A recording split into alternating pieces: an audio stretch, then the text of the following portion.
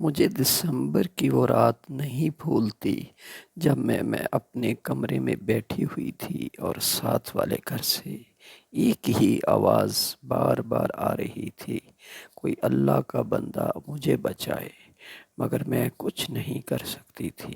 میں نے ہر ممکن کوشش کی کہ یہ آواز میرے کانوں تک نہ آئے۔ وہ آواز ایک غریب والدین کی بیٹی، لاچار ماں اور بے بس بیوی کی تھی، جس کا شوہر اسے جانوروں کی طرح مارتا تھا۔ مجھے یقین نہیں تھا کہ اس قدر ظالم مرد بھی ہوتے ہیں جو عورت کو بے جان سمجھتے ہیں، اور وہ جان سے مارنے کی کوشش کر رہا تھا۔ وہ عورت جان بچانے کے لیے اپنے گھر سے ننگے سر پناہ کی تلاش میں نکلی۔ جب وہ اپنے گھر سے بھاگی ہوئی تھی، میرے گھر کے سامنے سے گزری تو مجھے اس کے قدموں کی آواز سنائی دے رہی تھی، مگر میں سوائے رونے کے کچھ نہیں کر سکتی تھی۔ عجیب بات کہ محلے والے بھی خاموشی سے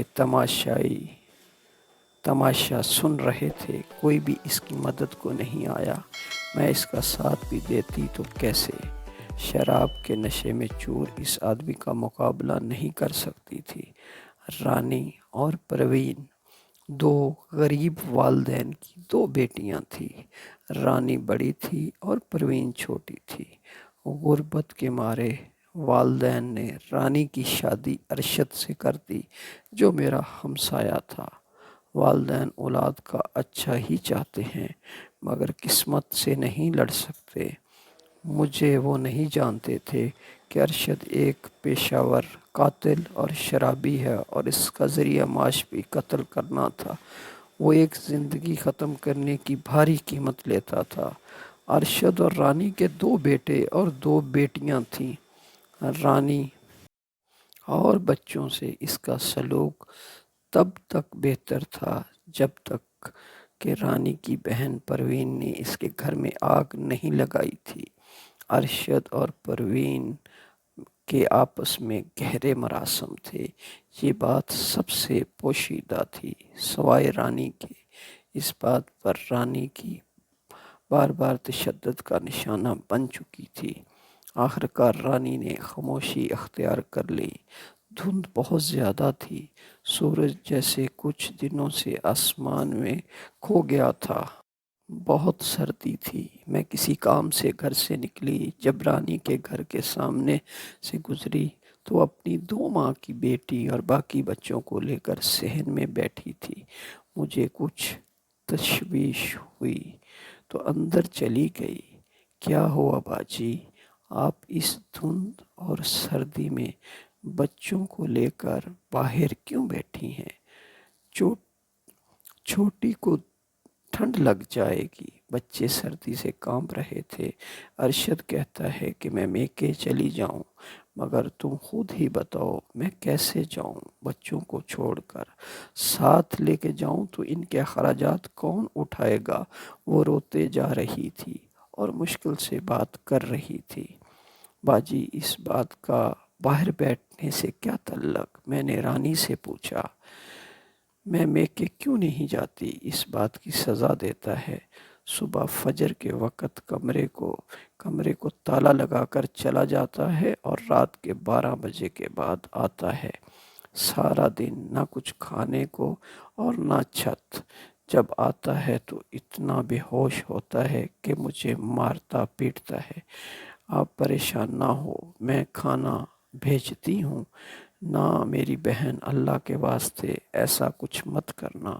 اگر اسے خبر ہو گئی تو وہ مجھے مار ڈالے گا۔ وہ بیچاری تڑپ رہی تھی۔ میں یہی اس کی مدد کر سکتی تھی، وہ بھی اس نے منع کر دیا۔ میں چند تسلی کے الفاظ کہہ کر وہاں سے آ گئی۔ اس رات جب وہ اپنے گھر سے نکلی تو ساتھ والی گلی میں اس کی نند کا گھر تھا۔ وہاں گئی، مگر وہ اسے کچھ دیر بعد ہی پھر اسے اپنے بھائی کے گھر چھوڑ گئی۔ ایک دن ایسا آیا کہ رانی بیچاری ظلم سہتے سہتے اس دنیا فانی سے رخصت ہو گئی۔